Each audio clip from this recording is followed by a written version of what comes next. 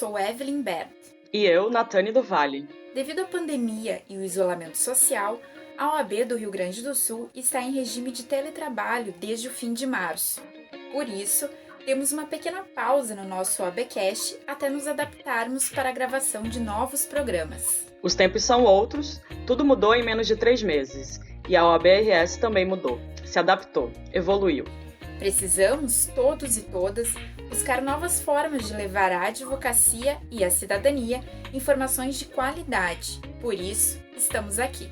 Então, lave as mãos, fique em casa, se puder, e confira mais um OABcast, o primeiro podcast da OAB no Brasil. No programa de hoje, vamos falar sobre o direito de família e sucessões em período de pandemia e qual o futuro para a área. Afinal, as famílias, nos termos do direito, ainda serão as mesmas após esse período? Bom, Evelyn, a única coisa que já percebemos é que ainda não temos dimensão de todas as mudanças que esse cenário nos trará. Mas sabemos que, assim como nós, o direito de família talvez não seja mais o mesmo. Se as nossas relações pessoais estão mudando, certamente as relações jurídicas relacionadas às questões familiares também mudam e precisam se adaptar a esse novo momento. Para conversar com a gente nessa edição do OABcast, convidamos o presidente da Comissão Especial de Direito de Família e Sucessões da OAB-RS, Dr. Conrado Paulino da Rosa, e o presidente da Comissão Especial de Família e Sucessões da OAB São Paulo, Dr. João Aguirre. Sejam bem-vindos ao nosso OABcast.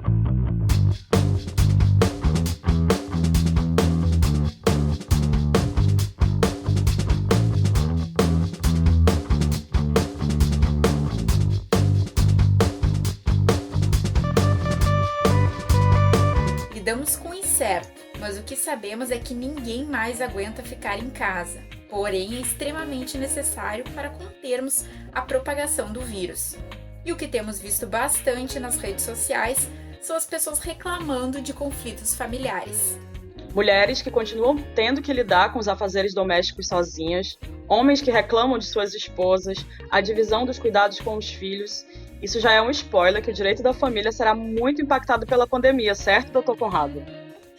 Com certeza, né? Nós, como vocês bem falaram, nós temos uma transformação na sociedade como um todo e é claro que a família, por ser um instrumento social, certamente já está sentindo essas transformações, né? Pelo fato de que a lógica da pandemia trouxe uma necessidade de convivência que essa geração nunca tinha experimentado. Pelo fato de que os relacionamentos afetivos, inclusive, não necessariamente aqueles casais que tenham filhos, hoje em dia, pela demanda de trabalho, pela grande carga que as pessoas acabam ficando fora de casa por grande período, esse momento de confinamento está exigindo um espaço de verdadeira coabitação. E isso faz com que as pessoas tenham que parar para analisar a sua conduta, até porque nós estamos num momento onde as pessoas não estão podendo sair para trabalhar, aquelas pessoas que costumavam viajar não estão podendo viajar e, de fato, isso já tem sido sentido. E naqueles casos onde realmente a família já é composta por uma relação filial, está exigindo dos pais um novo comportamento de parentalidade, porque a educação que obrigatoriamente no Brasil ela não pode ser oferecida em casa, por uma questão inclusive de proteção das crianças e adolescentes, a escolarização ela é obrigatória na rede regular de ensino, nesse momento está sendo executada pelos pais, ou seja, os pais também estão sendo obrigados à construção de um novo modelo de parentalidade, sendo participantes ativos na escolarização dos seus filhos, ou seja, não só as questões conjugais, mas também as questões parentais estão se transformando nesse momento de pandemia. Uma questão importante também é a divisão de responsabilidades parentais em tempos pandêmicos. Como pode ser garantida a segurança da criança durante a quarentena e, ao mesmo tempo, que elas possam conviver de modo compartilhado com os seus genitores? Como vocês avaliam esse ponto? Evelyn, como o professor Conrado bem falou, nós temos uma nova dinâmica da família que nunca foi experimentada em momentos anteriores, especialmente por essa geração. E daí essa convivência forçada em razão do confinamento decorrente da pandemia, ela tem criado alguns problemas. Então, antes de falar dos pais separados, eu queria até ressalvar aqui na linha do que falou o meu querido amigo Conrado, a preocupação com o aumento da violência doméstica, a violência contra a mulher especialmente, mas contra a criança e o adolescente. Então, essa preocupação dos novos arranjos parentais, da responsabilidade parental, ela passa inclusive para aquelas famílias que não estão sendo recompostas, aquele núcleo familiar que hoje está sendo forçado a um convívio que antigamente não havia sido experimentado, e esse convívio está causando algumas reações emocionais que estão extrapoladas, né? Então a gente vê aí os casos de assim, muito preocupantes de aumento de violência contra a mulher, aumento de violência contra a criança, porque você tem lá um sujeito que está ficando em casa o tempo inteiro, não consegue sair, não consegue extravasar, daí ele não aguenta o barulho das crianças, ele tem que fazer o home office e acaba descontando na sua companheira, na sua esposa, no seu companheiro, no seu marido e também nos seus filhos. Essa questão do afastamento também, em razão do Covid, traz uma questão preocupante relacionada ao exercício do direito de convivência e da guarda compartilhada. O professor Conrado tem um livro fantástico sobre o tema, os maiores especialistas do Brasil sobre o assunto, e a gente fica preocupado mesmo porque existem algumas situações que demandam uma cessação dessa convivência, como os casos, por exemplo, em que os pais vivem em cidades distantes e para que ocorra a convivência, um vai ter que pegar um avião, passar pelo aeroporto, fica num flat, então aí tem locais de muita aglomeração e de uma frequência muito diversificada, então aumenta a possibilidade de contágio. Agora, nas situações em que a gente tem os pais numa mesma cidade, o que a convivência pode ser realizada de maneira tranquila, é só pegar um carro, o carro está lá com álcool gel, leva para um, leva para outro, eu entendo que essa convivência deve ser estimulada. E para evitar até um deslocamento muito grande, a gente poderia ampliar, eu sempre tenho dito isso, a gente poderia ampliar para fazer como no regime de férias, fica 15 dias com um, 15 dias com outro, porque agora é possível que eles façam essa convivência de uma forma mais ampla, porque não tem que ficar levando aqui para o colégio, para o inglês, para o futebol e etc. Talvez um convívio até mais amplo, como é feito nas férias, seja interessante até para dividir mesmo as responsabilidades, que é a pergunta que a Evelyn me fez. Porque se você deixar os filhos só com a mãe está tendo a gente tem visto isso, me preocupa muito o papel da mulher aí que está sobrecarregada. Ela está tendo que fazer o seu home office, porque ela também trabalha, cuidar das crianças, participar da educação da criança, que o professor Conrado falou aqui, ressalvou de forma muito importante, e daí o pai pega lá no final de semana, vê de vez em quando, não atrapalha o home office dele, ele não tem que cozinhar, ele não tem que lavar uma roupa, ele não tem que participar da educação. Eu entendo particularmente que essa responsabilidade tem que ser compartilhada, e agora dá para compartilhar aumentando o convívio do pai com as crianças, fazendo nas férias até para desafogar um pouco a mãe ou aquele genitor que está no dia a dia com a criança e o adolescente. Agora, doutor Aguirre, eu fiquei com uma dúvida aqui em relação se vocês têm ouvido falar de muitos casos que as mães se sentem com medo também, né? Apesar de poder ainda ser possível compartilhar essa guarda, mas, por exemplo, mães que não estão trabalhando ou que estão trabalhando e precisam sair de casa, como é que tem acontecido essa preocupação, se vocês têm ouvido muito falar sobre essas questões? É que a grande verdade existe um desconhecimento social a respeito do verdadeiro sentido do compartilhamento. E muitas vezes esses receios eles decorrem pelo fato de que no país ainda as pessoas confundem a guarda compartilhada com uma guarda alternada. E daí, para que a gente possa esclarecer os nossos ouvintes, a guarda compartilhada ela implica numa divisão de decisões quanto à vida dos filhos. E isso em nada se modificou com a questão da pandemia, ou seja, são as decisões estruturais da vida das crianças que precisam ser decididas em conjunto. Por exemplo, onde é que vai estudar, qual é a atividade extracurricular que vai fazer, claro, em tempos ordinários, não agora, e também a situação das decisões quanto à saúde. o que realmente é a guarda compartilhada, então essa cogestão parental, essa decisão conjunta. E o regime de convivência, que em qualquer que seja a forma de guarda, ele vai ser necessário que ele seja fixado, que antigamente até as pessoas chamavam de visitas, é bem nessa esteira que o professor Aguirre explicava, de que hoje, em tempos ainda de confinamento, tem se recomendado se utilizar por analogia o sistema de férias escolares, para que a criança ela possa conviver entre os dois núcleos familiares. Claro que ressalvada ali com a maestria do professor Aguirre, da situação de que realmente não dependa de aeroporto, porque numa situação que o transporte ele possa ser feito de forma terrestre, não de forma coletiva, certamente a criança transitar entre esses dois núcleos é a situação de melhor proteção dessa criança, pelo fato de que ela vai poder ter esses momentos de lazer, mas também os momentos de estudo com ambos os núcleos familiares.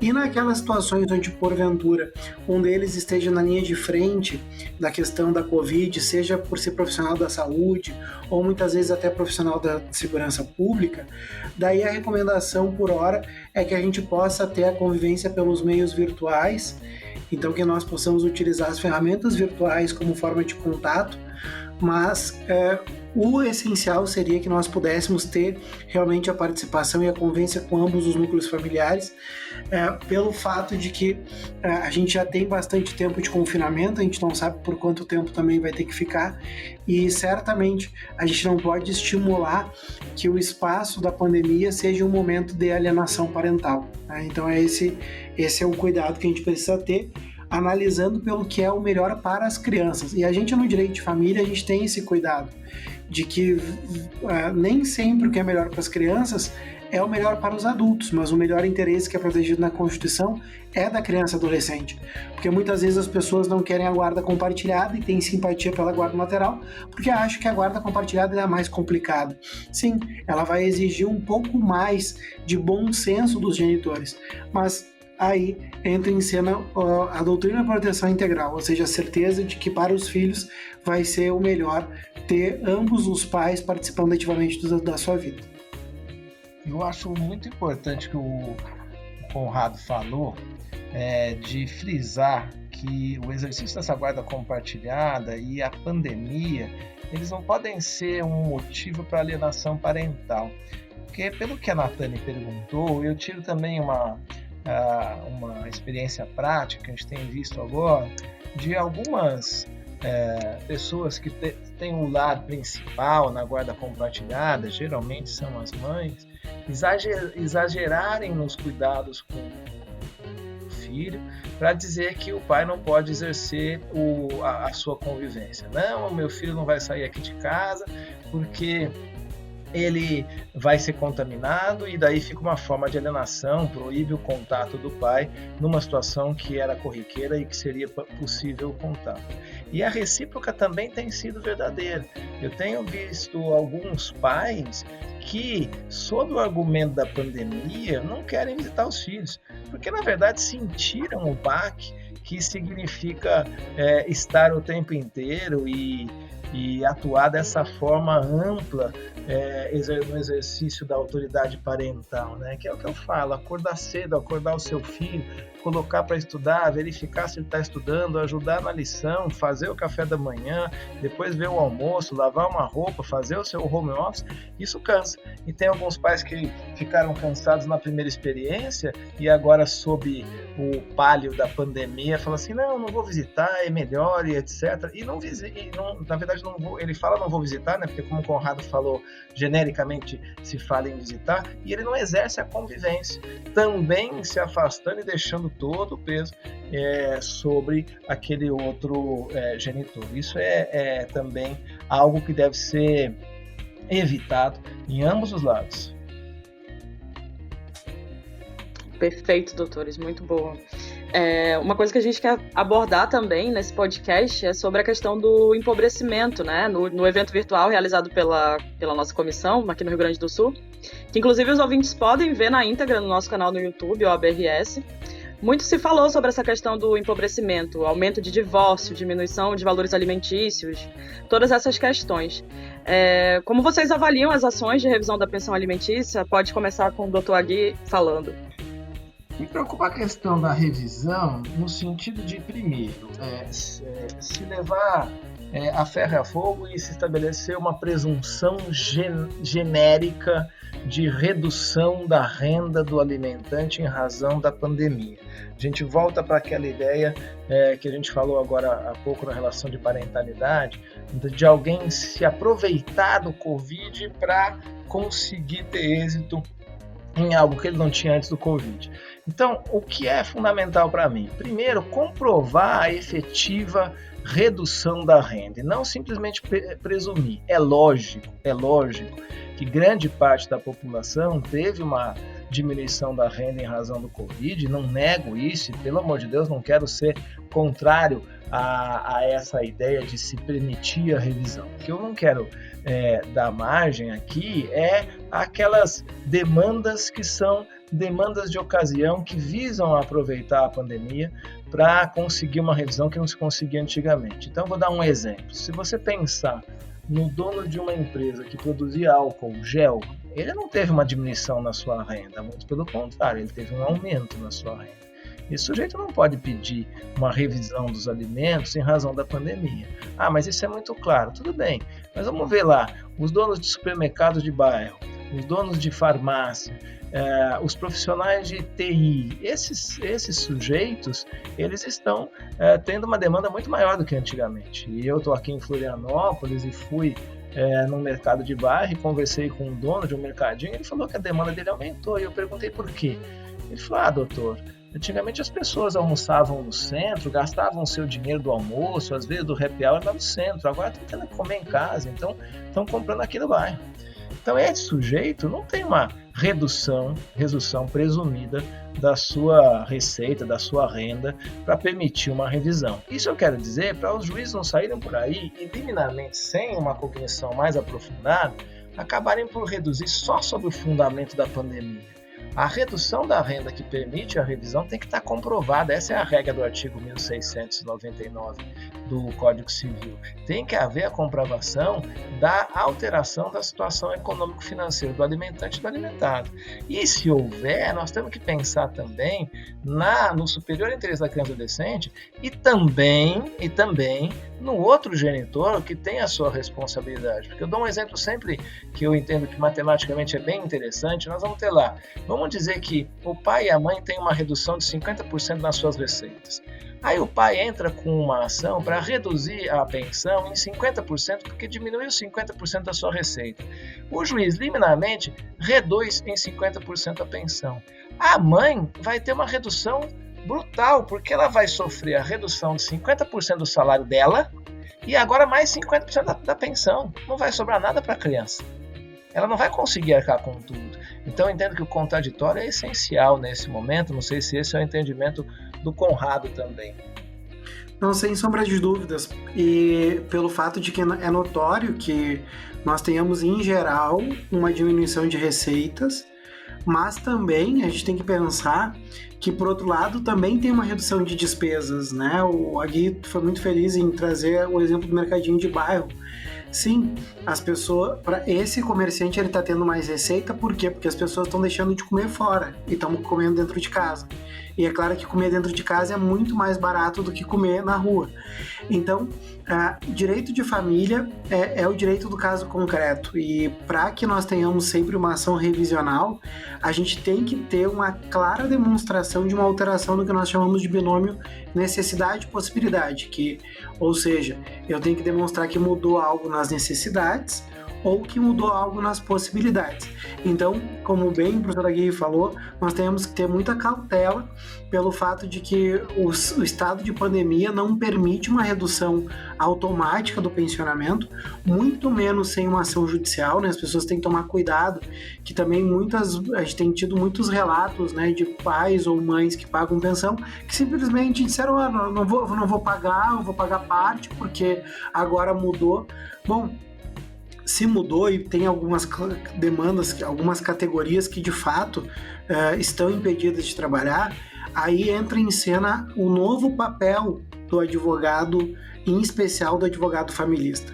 Porque as gerações que nos antecederam trabalharam muito pelo viés do litígio, trabalhavam muito pelo viés do demandismo. E hoje, cada um de nós que é procurado, a gente, em primeiro lugar, tem um papel de pacificação.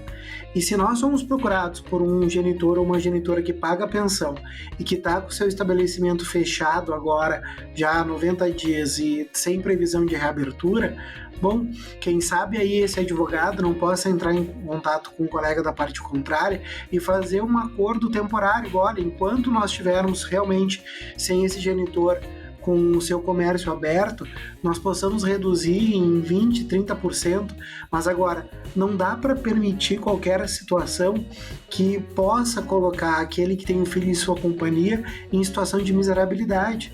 Porque, afinal de contas, assim como, apesar da crise, esse alimentante ele está tendo que comer, o filho também tem que comer, o ex-cônjuge, o ex-companheiro também vai ter que comer. A gente sabe que são tempos difíceis, mas nós não podemos estimular e nem acobertar atitudes de má fé.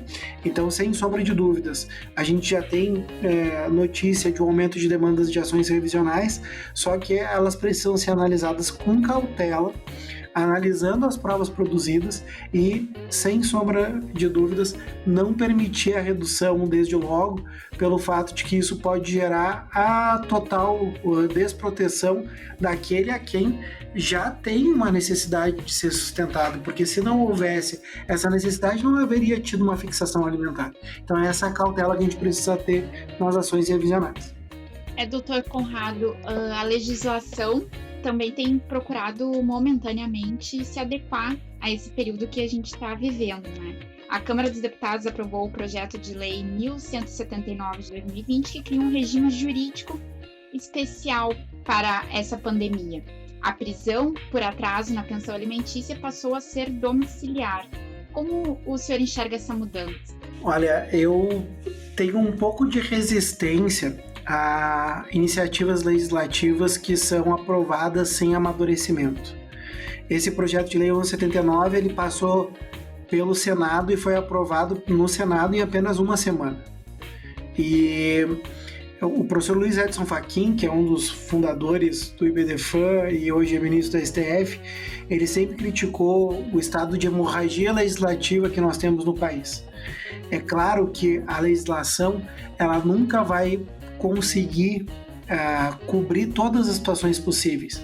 Todavia, isso não quer dizer que eu precise ter uma velocidade legislativa para todas as situações. E ao meu sentir, não sei qual a opinião do professor Agui, eu vejo que esse artigo que prevê a prisão domiciliar é uma prova dessa falta de reflexão, pelo fato de que logo que começou, nós tivemos uma recomendação do Conselho Nacional de Justiça, que foi a recomendação número 62, de que a prisão por dívida alimentar, ela pudesse acontecer de forma domiciliar. Eu escrevi um artigo junto com o professor Cristiano Chaves de Farias, posicionando contrário a isso, pelo fato de que a prisão por dívida alimentar, ela tem uma característica totalmente diferente, que o caráter é coercitivo, o caráter não é punitivo. Quando um alimentante ele vem a ser preso, é porque é a última ferramenta de tentar forçá-lo a adimplir com a sua obrigação. É a única possibilidade de prisão civil no nosso ordenamento jurídico. Então, a ideia de que alguém possa correr o risco de ser preso é que ele, não querendo ser preso, ele pague. Agora vamos pensar o seguinte: se eu digo para alguém que está devendo pensão que ele vai ser condenado a uma prisão domiciliar, qual é o medo que ele vai ter e vai acabar pagando? Nenhum, porque em prisão domiciliar, qualquer pessoa com consciência social está neste momento, porque todo brasileiro com consciência social deveria estar em confinamento por prevenção a si e à coletividade. Ou seja, então é por isso que a prisão domiciliar é totalmente inócua. E aí, ao meu sentir, o melhor seria a suspensão do decreto prisional.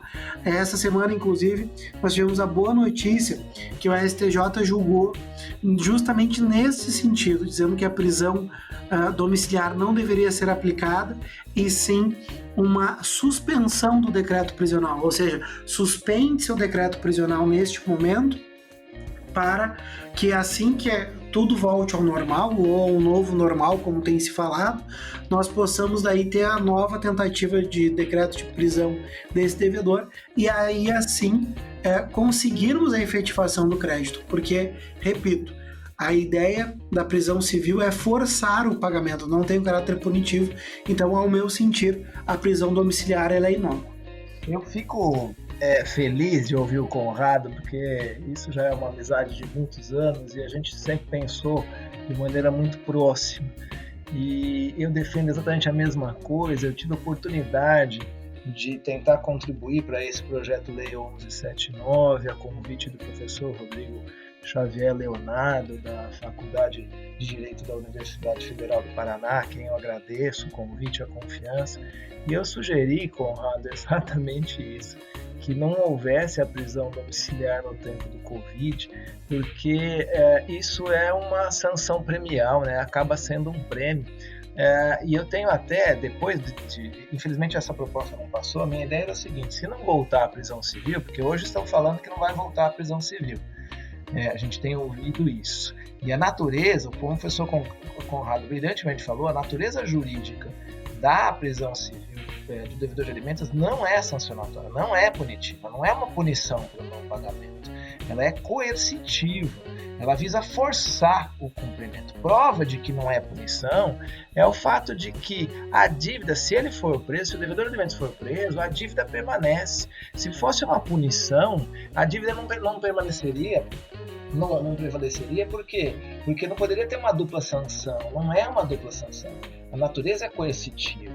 E que coerção nós temos de determinar uma prisão domiciliar na época que está todo mundo em prisão domiciliar, entre aspas. Eu tenho um amigo meu, também advogado de família, que falou que ele está tentando executar os bens do devedor, e o devedor agora entrou com um pedido de prisão domiciliar. Ele falou assim: olha, eu não tenho para pagar, eu quero que o senhor decrete a minha prisão domiciliar. Isso é um escárnio, é bem o que o Conrado acabou de falar. Ele falou assim: como eu estou em casa, eu vou cumprir essa prisão e acabou-se. O medo dele qual é? Terminou a pandemia, o juiz determinar a prisão. O que eu pensei foi o seguinte na minha proposta: se a prisão civil não voltar, porque talvez as autoridades levantem aí o confinamento antes de acabarem os riscos efetivos, uma solução seria uma prisão domiciliar. Primeiro seria a prisão em estabelecimento prisional, mas se isso não for impossível, uma prisão domiciliar depois da pandemia. Como bem falou o professor Conrado, a suspensão do decreto prisional. Porque daí ele vai ficar confinado com todo mundo e quando terminar ele fica mais confinado ainda e talvez ele não resista. Com uma diferença, né? Porque o nosso confinamento ele nos permite sempre uma desculpa para sair de casa. Eu vou no supermercado, agora eu vou na farmácia, agora eu vou ter que encher o tanque do carro, agora eu vou dar uma volta de carro. Na prisão domiciliar com tornozeleira não pode nem sair de casa. Então talvez aí tenha uma coerção não tão eficiente como a do estabelecimento prisional, mas que seja possível. O que não existe de coerção efetiva é determinar a prisão domiciliar nesse momento. E essa decisão recente agora, suspendendo a prisão domiciliar no momento de confinamento, eu acho que vai ao encontro do que a gente acabou de falar exatamente, de se buscar a coerção inexistente em época de Covid. Os senhores consideram que possa surgir outras formas na execução de alimentos? Olha, hoje nós já temos, além do rito da coerção pessoal, nós temos o rito da coerção patrimonial, né? Ou seja, quando a pessoa tem algum patrimônio, nós temos algumas técnicas, algumas mais antigas, outras mais novas, que é a penhora dos bens. Então se começa aí com uma tentativa de penhora online. O que tem se realizado nos últimos tempos é a penhora de parte do salário, a penhora do FGTS, mas uma medida que é mais recente e que vem agora com o novo CPC são as chamadas de medidas atípicas, né, para que a gente consiga também forçar o pagamento. Então a gente pode pensar na inscrição no SPC e Serasa, a gente pode pensar na suspensão do direito de dirigir, claro que isso vai ter mais repercussão quando nós voltarmos ao novo normal, assim como a apreensão do passaporte, restrição da utilização do cartão de crédito. E hoje também o atual CPC traz o protesto da dívida alimentar, isso está lá no artigo 528, parágrafo 1º.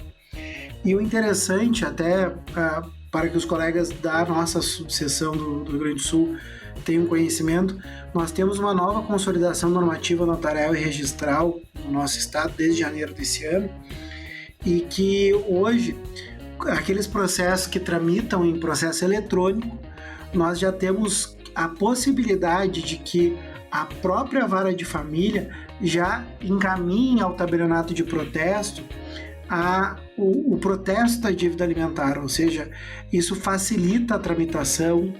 Nós temos, inclusive, uma facilitação porque o protesto tem custas a serem pagas e nós temos a possibilidade da postecipação dessas custas, ou seja, quando a pessoa for pagar a dívida, é o devedor que vai pagar o custo operacional desse protesto da dívida. E a ideia do protesto qual é? É justamente que a pessoa ela acabe sendo prejudicada no mercado, ela vai ter um nome sujo, mas também pela dívida alimentar, ou seja, essas são ferramentas que têm sido importantes para conseguir forçar o adimplemento, além, é claro, do rito da coerção pessoal que nós falávamos agora.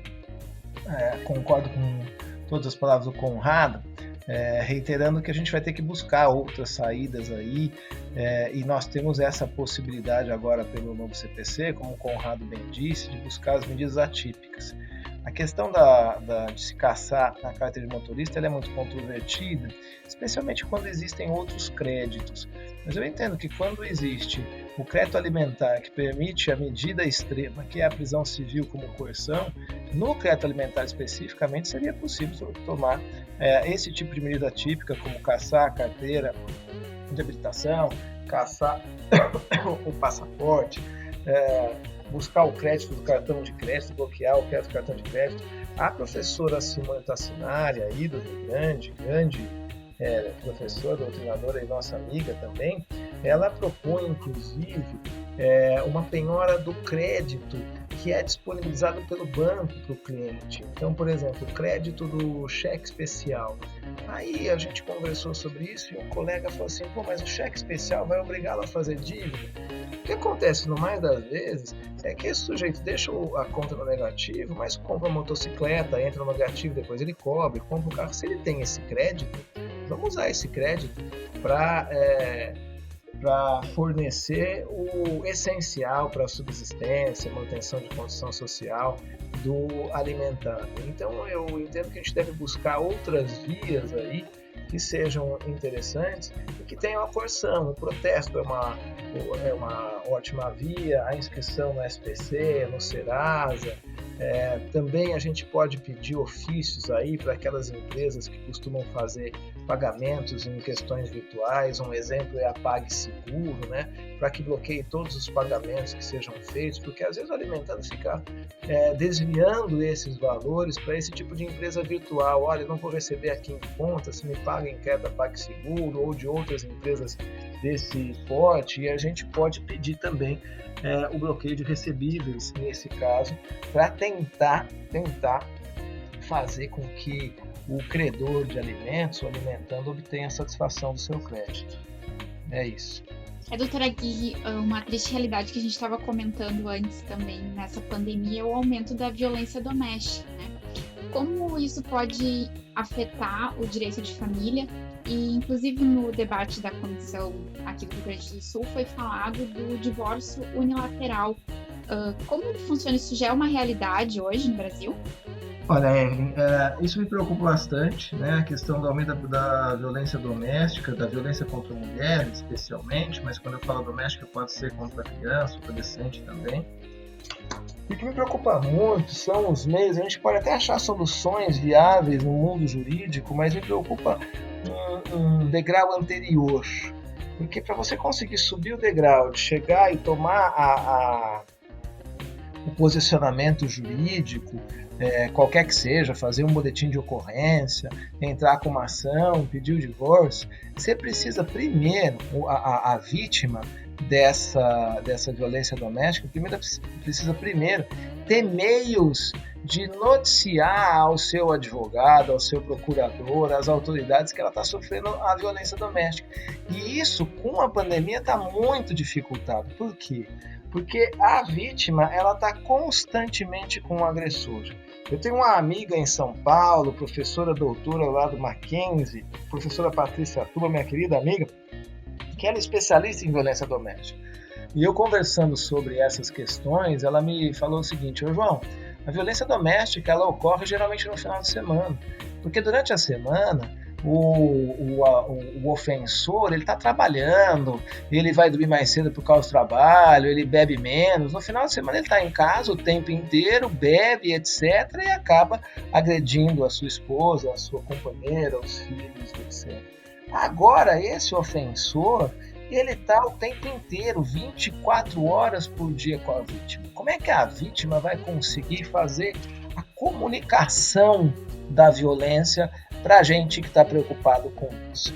Eu tenho clientes, 25 anos, 26 que eu trabalho nessa área, que já ligaram para mim do telefone de uma vizinha falando assim: doutor, eu estou ligando para esse telefone, eu não posso te dar o meu telefone porque o marido ele vasculha tudo, eu não posso entrar em contato com o senhor por e-mail, o senhor aguarde, quem vai entrar em contato com o senhor sou eu ou a minha vizinha, o senhor não me ligue, deixe que eu te procure, etc. e tal. Imagina agora que esse ofensor está 24 horas por dia com essa vítima.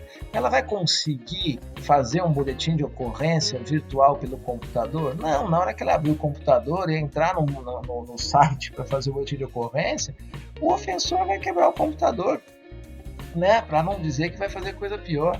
Mesmo as conversas pelo WhatsApp para conseguir entrar em contato com um procurador ou com uma autoridade estão dificultadas. Aí nós temos visto várias manifestações interessantes e até algumas atuações aí da sociedade civil também nesse sentido. Então, eu tomei ciência que tem o site da Magazine Luiza que está oferecendo ajuda nesse caso, tem alguns sites de outras empresas que estão fazendo isso no sentido de criar um aplicativo que a mulher pede socorro através do aplicativo, ela não pediria socorro, ela estaria falando com uma amiga, então o aplicativo tem o nome de uma amiga, ele estaria falando com uma amiga e ela vai falar algumas frases que são chave para saber que ela está sendo vítima de violência e etc. E aí a gente precisa buscar novos meios para poder atender a essa vítima. E o ofensor tem que ser tirado de casa, mas é a pandemia. Vamos tirar ele de casa e ele que se vire. Quem mandou cometer essa atitude que é absolutamente reprovável e execrável de agredir o seu companheiro, os seus filhos, a criança e o adolescente?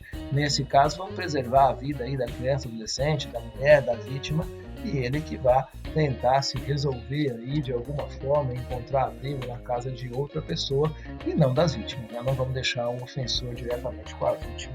Não sei o que o Conrado entende disso, mas tenho certeza que é na mesma linha aí, né, Conrado? Porque ele sempre me falou dessas suas preocupações também. Não, com certeza. E a gente sabe, né, e a OAB a Comissão da Mulher Advogada aqui da OAB do Rio Grande do Sul, inclusive, tem feito uma campanha bastante forte nesse sentido, que inclusive a gente teve uma colega advogada que acabou sendo vitimada por uma questão aparentemente de um feminicídio ao longo desse confinamento, e é realmente algo muito triste e é algo que a gente precisa ter uma maior número de políticas públicas para que a gente consiga diminuir essa situação. O lado positivo, né, e eu sempre procuro analisar daqui o que nós podemos retirar daquilo que nós estamos passando. Eu vejo que o confinamento ele está exigindo ao máximo entre os casais essa convivência que, querendo ou não, pode ser o momento de crise, ele sempre é um momento de crescimento. ele pode ser um momento de reconstrução de laços, ele pode ser um momento onde alguns ajustes podem ser feitos, ou até mesmo, né, seguindo os dados que pelo menos da China, que iniciou o confinamento bem antes da gente, pode sim representar uma taxa de divórcio muito significativo depois do confinamento. Eu tenho atendido via plataformas digitais e já atendi algumas consultas em que a pessoa ela falou comigo do automóvel da garagem de casa porque não tinha de onde falar, né, para conseguir fazer a consulta. A verdade é que se a pessoa realmente fizer a opção de que a saída do relacionamento é a melhor alternativa para encontrar sua felicidade, bom, aí a gente tem que realmente auxiliar para que isso aconteça. Dentro da pergunta foi a questão do divórcio impositivo ou unilateral, se ele é possível. Nós ainda não temos essa previsão, existe um projeto de lei nesse sentido, houve 2 tribunais que regulamentaram a prática, o CNJ suspendeu, mas isso não quer dizer que hoje se torne difícil o decreto de divórcio. Nós temos a possibilidade de que o divórcio, dependendo da visão do juiz, mas pode ser pleiteado que o divórcio ele seja decretado antes mesmo da citação da parte contrária. Nós temos um enunciado do IBDFAN nesse sentido, também enunciado 18 do IBDFAN, de que o juiz pode decretar o divórcio desde logo, seguindo o processo sobre as demais questões. Isso está baseado no artigo 356 do CPC, da Resolução Parcial de Mérito. Então, é uma saída aí que pode facilitar o andamento e que a pessoa consiga dar fim à conjugalidade. Trazendo também uma outra questão que talvez seja novidade aos colegas, considerando que a consolidação normativa, como eu falei, foi alterada em janeiro, nós já tínhamos um enunciado nas jornadas de direito civil que trazia essa possibilidade, mas agora está expresso na nossa nova consolidação de que quando o casal tem filhos, crianças e adolescentes e já resolveu em juízo as questões parentais, ou seja, guarda, convivência e alimentos, esse casal vai poder fazer o divórcio e a partilha em tabelionato de notas. E é importante a gente destacar isso porque para o CPC, para o Código de Processo Civil, isso está lá no artigo 733, se o casal tem filhos, crianças e adolescentes, nós não poderíamos fazer extrajudicial por causa da necessidade de intervenção do Ministério Público. Mas então fica a dica para os colegas que nos escutam, de que no estado do Rio Grande do Sul, desde janeiro, o colega pode resolver as questões parentais em juízo, e uma vez resolvidas as questões parentais, o divórcio e a partilha pode ser resolvida em tabelionato de notas. Claro que o advogado ainda é essencial, porque é ele que vai fazer todo o trabalho braçal, de orientação inclusive, mas tem um custo temporal menor, um investimento temporal menor e um custo emocional e financeiro menor. Porque as custas judiciais, o teto das custas judiciais, que é de 2,5%, ele com certeza é maior o teto das custas judiciais do que o emolumento do tabelionato de notas. Então fica a dica para os colegas que estão nos escutando, de que nós temos sim a possibilidade de fazer o divórcio extrajudicial, mesmo com filhos incapazes, desde que as questões parentais já tenham sido resolvidas em juízo. Perfeito, eu só queria pedir desculpas, acabei me empolgando e não respondi a pergunta do divórcio. O Conrado respondeu muito melhor do que eu, como sempre. Ressalvando só que estão fazendo também o divórcio eletrônico. Os tabelionatos estão fazendo hoje o divórcio eletrônico. Vamos lá, o 29º tabelionato lá de São Paulo, por exemplo, já tem uma plataforma específica para o divórcio consensual eletrônico, para atender à distância, tem provimento da corregedoria autorizando nesse caso, e até também o testamento eletrônico, porque é um problema, né? Como a gente vai fazer isso? Existe uma possibilidade do testamento ser realizado sem testemunhas, que é o testamento particular, ou se quiser fazer o público, também dá para fazer agora o eletrônico. Obrigado. Perfeito, doutores. Ainda seguindo um pouco nesse assunto, vocês acham que a extrajudicialização vai aumentar nesse período? É o caminho do futuro. Eu costumo dizer que hoje o melhor amigo do advogado é o tabelião e o registrador, né? Nós temos uma tendência de extrajudicialização e uma prova disso a gente pode citar o provimento 63 de 2017 do CNJ, que permite o reconhecimento da parentalidade socioafetiva diretamente no cartório do Registro Civil de Pessoas Naturais, ou seja, esse provimento 63, que foi atualizado no ano passado pelo provimento 83, permite que qualquer pessoa com mais de 12 anos possa ter o reconhecimento da sua ancestralidade socioafetiva, da sua parentalidade socioafetiva. Então, tem a questão da parentalidade, mas também hoje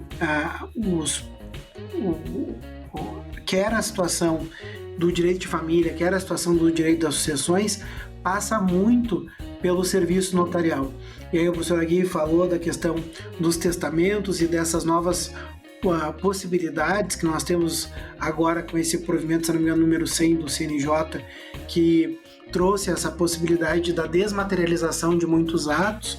E a tendência do futuro é realmente a gente só deixar para a questão da judicialização aquilo que se faça estritamente necessário.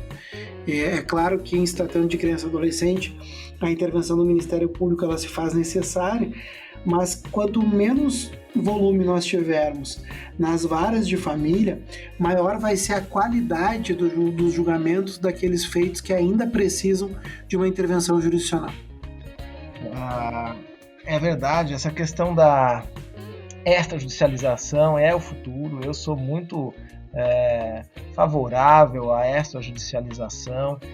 Entendo que os cartórios aí são nossos parceiros, são importantes para o exercício dessa atividade, que é de solução de conflitos também, que faz parte aí do nosso Ministério, do Ministério do Advogado de Família, mas não só da gente também. Os cartórios têm uma importante função nesse sentido.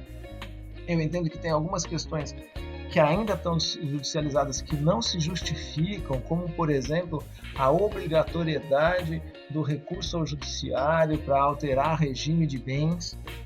Isso deveria ser realizado pelo cartório, porque nós estamos tratando de direitos de pessoas capazes, direitos disponíveis entre maiores e capazes, e isso deveria ser permitido pelo cartório. Então, eu estou com o Conrado. O futuro é exatamente a extrajudicialização. Obviamente, nós temos que tutelar os interesses de pessoas vulneráveis, como é o caso da criança e do adolescente, daí tem que ter a participação do Ministério Público, que é necessário, mas o Judiciário já tem encontrado algumas soluções para isso. Né? Podemos realizar o divórcio consensual desde que as questões da parentalidade, do interesse dos filhos menores já estejam resolvidas em juízo.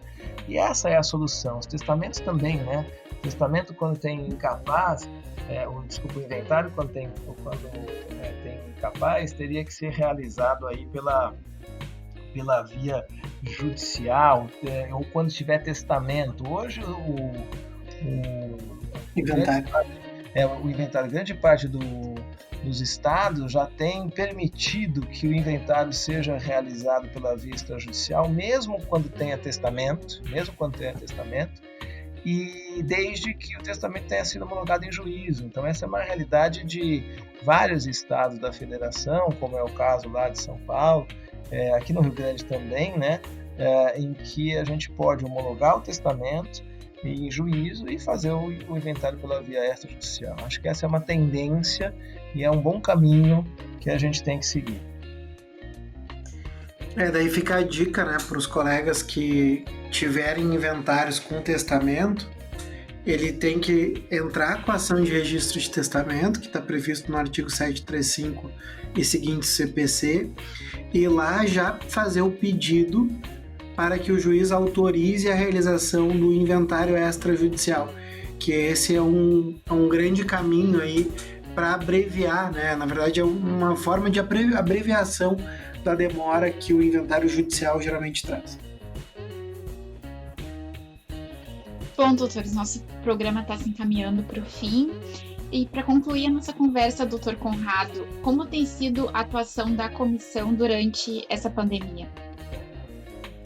Bom, uma das grandes vantagens que a pandemia nos trouxe, né? Eu sempre vejo os ganhos, foi realmente as reuniões à distância, porque a comissão é muito jovem, né? A comissão foi instituída há 1 ano e a gente já tem feito mensalmente uma reunião ordinária e já fizemos muitos eventos, e desde que nós começamos o confinamento nós temos as reuniões de forma virtual, e nós temos tido uma média de quase 70 colegas participando, e nós já tínhamos a presença de colegas do interior do estado que acabavam investindo um dia de trabalho para vir até Porto Alegre para participar da reunião da comissão. E a pandemia nos trouxe essa possibilidade de fazer a reunião virtual, e todo mundo está gostando bastante, e estamos trabalhando e verificando quais são as demandas, inclusive, que a advocacia gaúcha tem tido necessidade. Nós, no ano passado, por exemplo, numa das primeiras iniciativas que nós tivemos foi chamar a Secretaria da Fazenda do Estado, porque os colegas relatavam muito, e era uma realidade frequente, a demora nas avaliações dos bens, dúvidas, dificuldades de contato. O que a gente fez? A gente chamou a Secretaria da Fazenda para dentro da OAB e conseguimos estabelecer uma rede de contato muito forte. Inclusive, conquistamos uma situação que desejávamos há muito tempo, que era o fracionamento dos tributos, porque muitas vezes os herdeiros não têm condições de pagar o tributo à vista, e a gente conseguiu o fracionamento a partir de uma iniciativa da nossa comissão junto à Secretaria da Fazenda. Na reunião ordinária do mês de maio, nós chamamos um registrador de imóveis e a professora Karen Regina Riquiosa, que é assessora jurídica do Colégio Notarial do Rio Grande do Sul, e nós conversamos muito a respeito de tudo que se modificou nos últimos tempos a partir dessa consolidação normativa notarial e registral, e também prospectando as questões futuras dos serviços registrais notariais.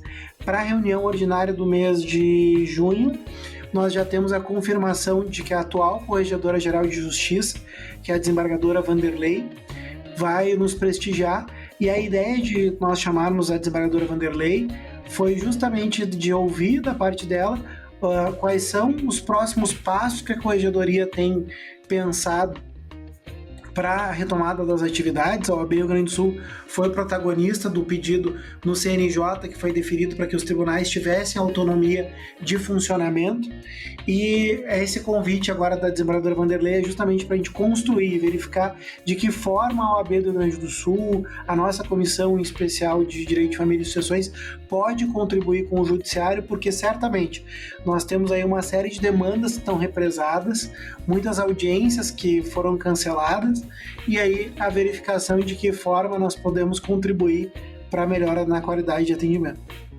Doutora Aguirre, aí em São Paulo, como é que está a realidade dos trabalhos da comissão também com a pandemia?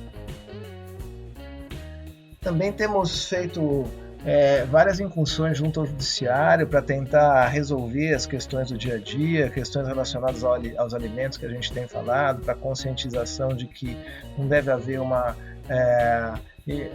concessão de liminares de forma desarrazoada, que se tenha garantido o contraditório.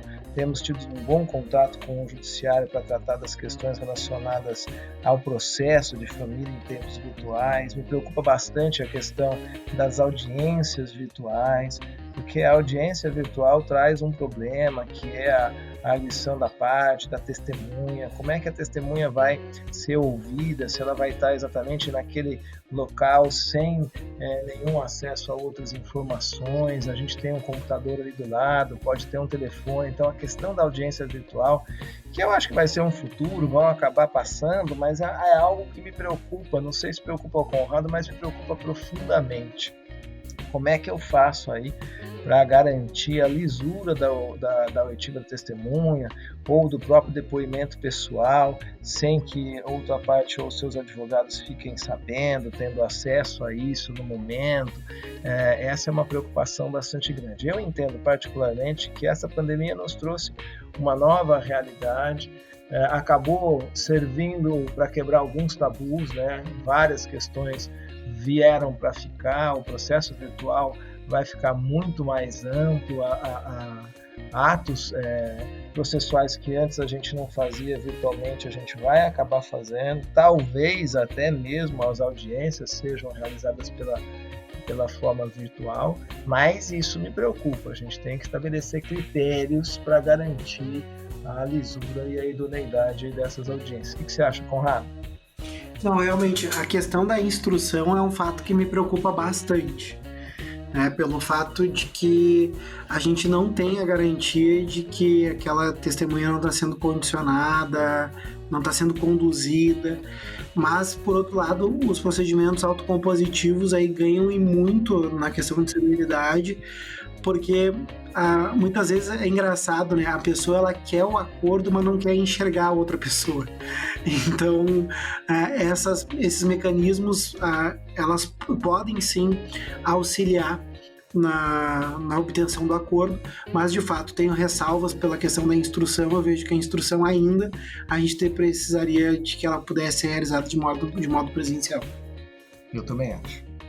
Concordo plenamente. E, inclusive com relação à autocomposição, às soluções alternativas de conflito, aí essa realidade se ampliou de uma maneira muito interessante. E também, já que a gente está falando em futuro, falando da realidade pós-pandêmica, eu acho que essa é uma realidade que veio para assumir o seu lugar e vai ter um lugar cada vez mais amplo e mais importante na solução dos litígios de família.